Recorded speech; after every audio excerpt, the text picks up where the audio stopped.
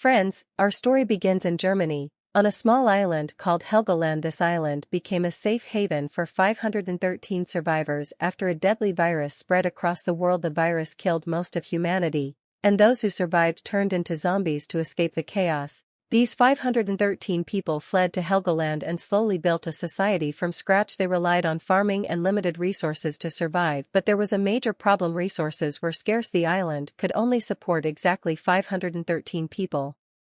If one new life was born, another life had to be sacrificed to control the population. The islanders enforced a terrifying rule: every time a baby was born, someone else had to die. Chosen through a voting system, each person's name and ranking were displayed on a public board. If someone did good work, their rank went up, but if someone made a mistake or became less useful, their name dropped to the bottom. The lower your rank, the closer you were to being voted off. Literally, the island was managed by a council, led by a stern woman named Superior Beatrice. The story jumps 15 years ahead. Today, a woman named Amelie is giving birth at the island's hospital. The baby girl is named Lola. A reporter records the whole moment on camera. As per the island's brutal rule, one life must be sacrificed for every birth. Amelie's father steps up voluntarily and jumps off a cliff, offering his life to save his granddaughter. But there's a shocking twist: Amelie gave birth to twins. This puts the council in a dilemma. Beatrice quickly calls an emergency meeting. After long discussions, they decide that another person must be voted to die. Meanwhile,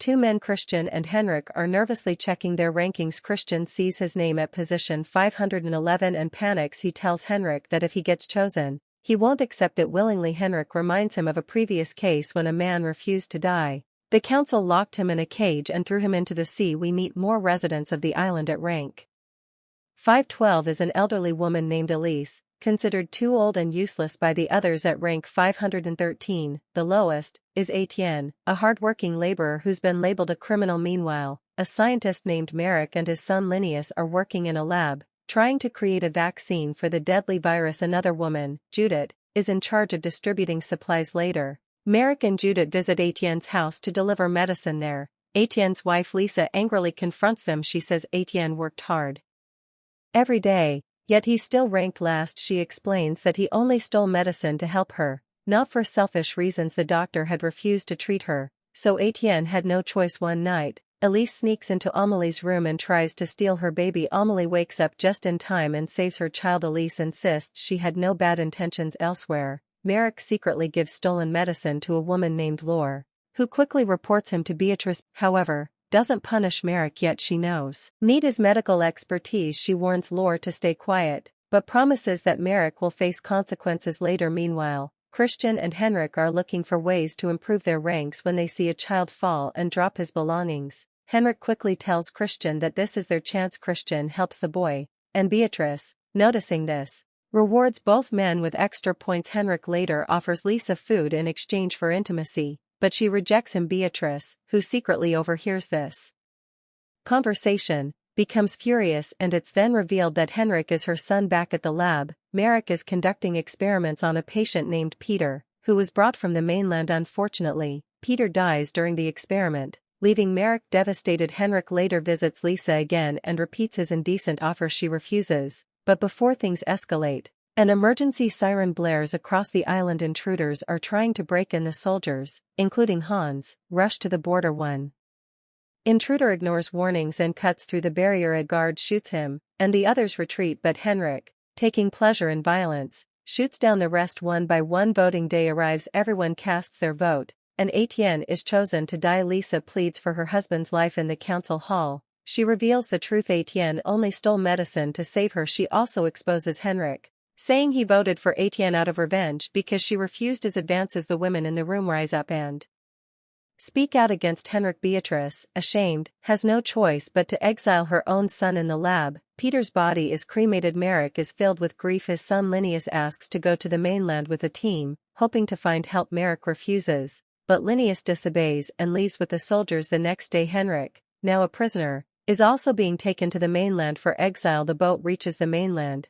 and Henrik is ordered to step out. He refuses. A soldier named Hans, whose sister Henrik once harmed, loses his temper and punches him hard. Then Heinrich quickly escapes and runs away. Meanwhile, back on the island, Beatrice heads to the water supply department with her team to meet the chief engineer. There's a problem with the main water meter. which has malfunctioned. While Beatrice discusses the issue with the engineer, one of his employees notices a hidden radio, and this shocks Beatrice. As radios are strictly forbidden on the island after the water meter is fixed, Beatrice requests the engineer to bring his wife to the island, but he refuses. In response, Beatrice mobilizes all the soldiers and sends them to patrol the city in search of any unauthorized activity outside the city walls. The soldiers meet a man named Earl in exchange for food and supplies. Earl gives them boxes filled with medicines and other useful items. On the other hand, Linnaeus, who was waiting aboard the boat with the soldiers, grows impatient as too much time passes without any news. Eventually, he leaves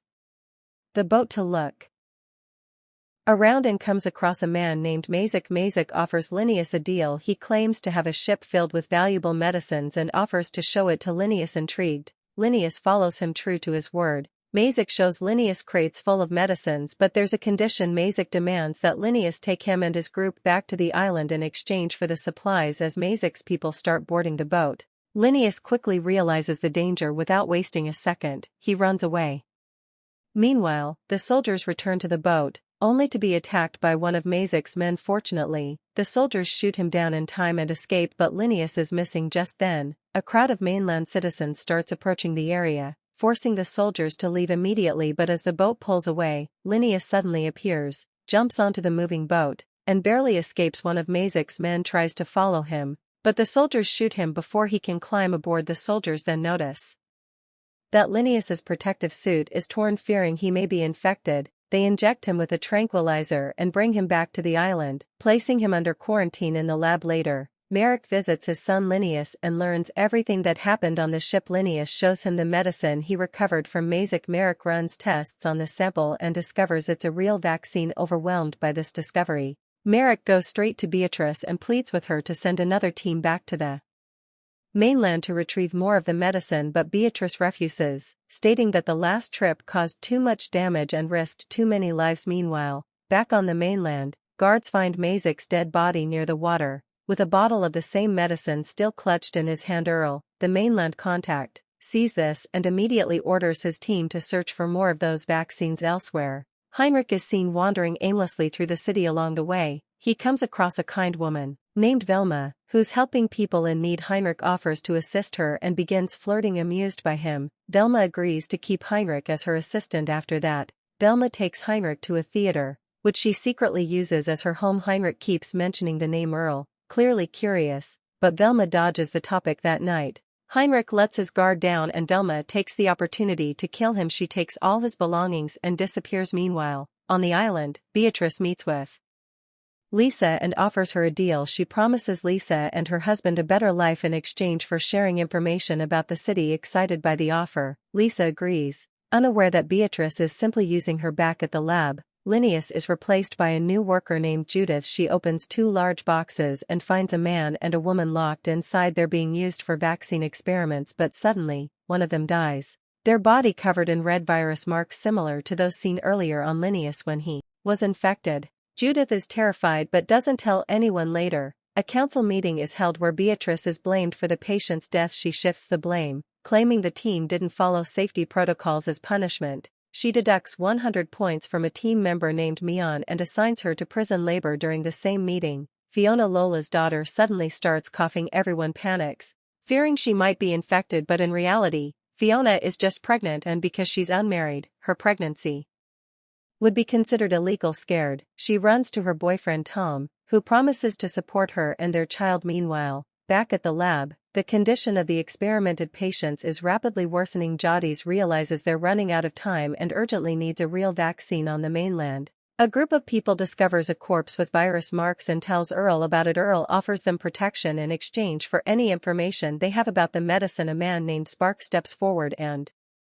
agrees to help in exchange for being allowed to return to the island. After some thought, Earl agrees and sends Spark to meet Mion in prison. Earl offers Mion a deal. If she retrieves the vaccine from the mainland, her prison sentence will be reduced, but Mion refuses. Meanwhile, Heinrich is captured by a gang of cannibals. To save himself, he lies and claims he works for Earl. The gang takes him to Earl, but Earl quickly realizes Heinrich is lying. Just as they are about to kill him, Heinrich yells out that he's Beatrice's son and ended up there by mistake. Earl is shocked and reveals something even more disturbing. Velma didn't die from the virus, she was killed, and Earl believes Heinrich had something to do with it. Hearing this, Heinrich is horrified, knowing he's in serious danger back on the island. Earl starts revealing secrets about the place, including hidden doors and secret plans. He pretends to forgive Heinrich, but clearly has ulterior motives. The council then begins interviewing new candidates for the water supply department. A woman named Janiela, a trained surgeon, is chosen over the current candidate,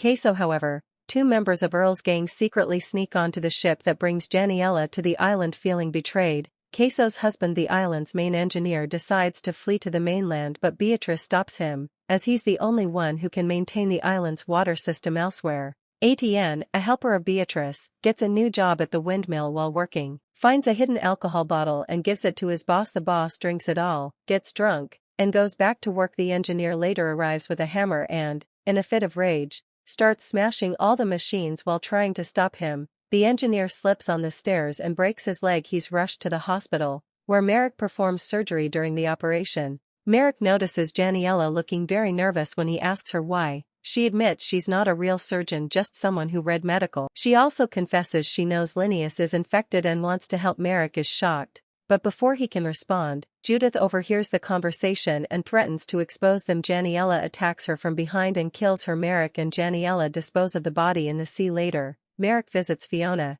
whose mother begs him not to reveal her pregnancy. Merrick agrees. Beatrice, visiting the lab, notices a broken tooth on the wall. Realizing it belongs to Judith, she becomes suspicious and confronts Merrick. He plays it cool and reminds her that she needs him alive. Beatrice, buying time, decides to falsely accuse the engineer of Judith's murder, planting fake evidence with the help of Alyssa. Meanwhile, Etienne becomes the new windmill in charge. The former boss, angry, accuses Etienne of giving him the alcohol to sabotage him. The next day, the engineer is found dead, washed up near the sea. This deeply affects Merrick, who finally decides to tell Linnaeus the whole truth. We're then taken back 15 years into the past. A young Merrick meets Beatrice, who was working at a supermarket. She later joins a pharmacy run by a nurse named Laure. Together, they develop vaccines. However, Beatrice uses the chaos to take control of the island, claiming she wants to become its ideal leader. When the island's mayor sends people to arrest her, Beatrice outsmarts them and takes full control. Meanwhile, Merrick's wife is murdered by thugs when trying to transport the vaccine to the mainland. Beatrice later instructs Laure to reduce the island's population to just 513 people. Laure initially refuses, knowing it means killing hundreds, but Beatrice threatens her, and soon, people are forcibly quarantined or declared infected to reduce the population. Merrick, witnessing all this, secretly begins working on a real vaccine to expose Beatrice, but 15 years pass in silence. Back in the present, Linnaeus dies. Merrick tries to record the truth on a tape, but Janiela, revealed to be part of Earl's gang, shoots the tape recorder. Earl now prepares for the next step in his master plan, and with that, the series comes to an end. Friends, if you liked the story, then like the video, and if you are new on the channel, then subscribe to the channel. Subscribe and hit the notification bell to be the first to get the next update.